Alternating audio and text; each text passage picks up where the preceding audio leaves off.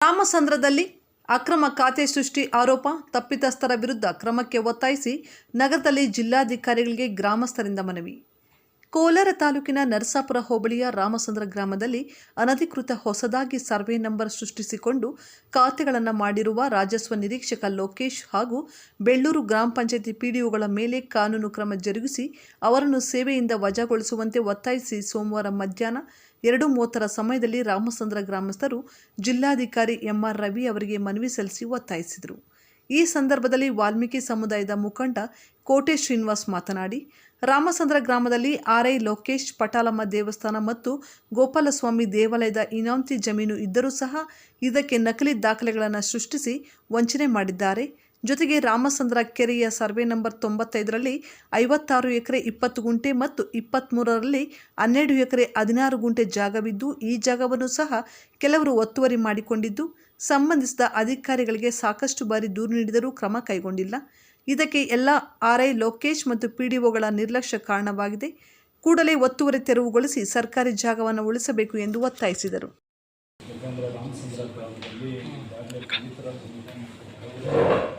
Acquire ಮಾಡಿಕೊಂಡು ಯಾಕಂದರೆ ಅಲ್ಲಿ ಕಾಸ್ಟ್ಲಿ ಆಗಿರ್ತೀವಿ, ಆದ್ದರಿಂದ ಬಡವರ ಜಮೀನನ್ನ ಬೇರೆಯವರು ಅಕ್ರಮವಾಗಿ ಖಾತೆ ಮಾಡ್ತಾರೆ.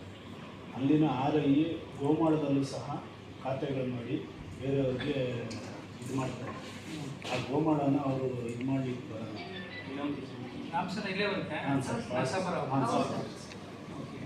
ಅದಕ್ಕೆ ಅವ್ರ ಮೇಲೆ ಲೋಕಾಯುಕ್ತ ತನಿಖೆಗೆ ಹಾಕಬೇಕು ಮತ್ತು ಅವ್ರನ್ನ ಈ ಕೂಡಲೇ ವಜಾ ಮಾಡಬೇಕು. ಅಲ್ಲ ಸರ್, ಇವರು RI ಲೋಕೇಶ್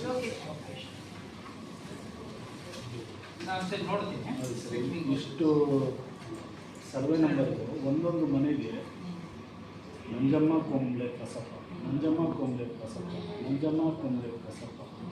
ಹೌದು ಸರ್, ಒಂದೇ ಕುಟುಂಬಗಳಿಗೆ 10 ಎಕರೆ ಮಂಜೂರು ಖಾತೆಗಳು ನಮ್ಮ ಸರ್ಕಾರಕ್ಕೆ ರೆವಿನ್ಯೂ ಲಾಸು ಮಾಡ್ತಾ ಇದ್ದಾರೆ, ಪ್ಲಸ್ ಇಲ್ಲಿ ಬಡವರಿಗೆ ಅನ್ಯಾಯನೂ ಮಾಡ್ತಾರೆ. ಅದೇ ಸರ್, ಒಕ್ಕಲೆಬ್ಬಿಸ್ತಾ ಇರೋದು ಅಂದರೆ ಇವರು ಗಲಾಟೆಗಳಿಗೆ ಕಾರಣ ಆಗ್ತಾ ಇದ್ದಾರೆ ಲೋಕೇಶ್ ಅವರು.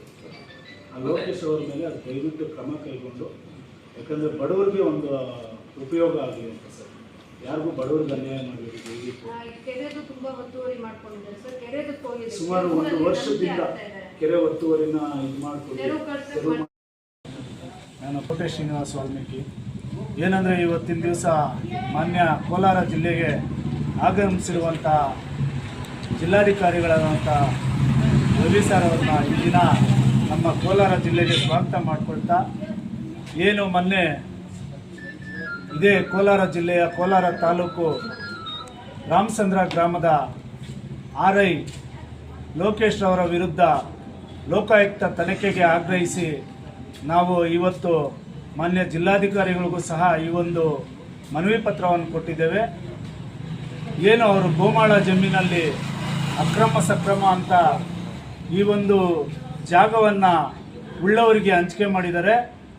ಏನು ಇವತ್ತು ಕೋಲಾರ ಜಿಲ್ಲೆಯ ರಾಮಸಂದ್ರ ಗ್ರಾಮದಲ್ಲಿ ಇವತ್ತು ಇಂಡಸ್ಟ್ರಿಯಲ್ ಕಾರಿಡಾರ್ ಬಂದಿದ್ದು ಉಳ್ಳವರು ಹಾಗೂ ರಿಯಲ್ ಎಸ್ಟೇಟ್ ದಂಧೆಗಳವರು ಇವತ್ತಿನ ದಿವಸ ಬಡವರ ಮೇಲೆ ದಬ್ಬಾಳಿಕೆ ಮಾಡಿಕೊಂಡು ಈ RI ಅವ್ರ ಜೊತೆ ಶಾಮೀಲ್ ಹಾಕ್ಕೊಂಡು ಇವತ್ತಿನ ದಿವಸ ಬಡವ್ರನ್ನ ಅಲ್ಲಿ ಒಕ್ಕಲೆಬ್ಬಿಸುವಂಥ ಕೆಲಸ ಮಾಡ್ತಾ ಇದ್ದಾರೆ. ಆ ಒಂದು RI ಲೋಕೇಶ್ ಅವ್ರನ್ನ ಈ ಕೂಡಲೇ ವಜಾ ಮಾಡಬೇಕು ಅಂತ ನಾವು 10 ದಿನಗಳ ಕಾಲ ಗಡುವನ್ನು ಕೊಟ್ಟಿದ್ದೇವೆ. ಈ 10 ದಿನಗಳ ಕಾಲ ಗಡುವು ಮುಗಿದ ನಂತರ ಮುಂದಿನ ಮಂಗಳವಾರ ಅಂದರೆ 7ನೇ ತಾರೀಕು ತಹಸೀಲ್ದಾರ್ ಅವರ ಕಚೇರಿ ಮುಂದೆ ಬೃಹತ್ ಪ್ರತಿಭಟನಾ ಧರಣಿಯನ್ನು ಹಮ್ಮಿಕೊಳ್ಳೋದಕ್ಕೆ ನಾವು ಈಗಾಗಲೇ ಯೋಜನೆಯನ್ನು ರೂಪಿಸಿದ್ದೇವೆ.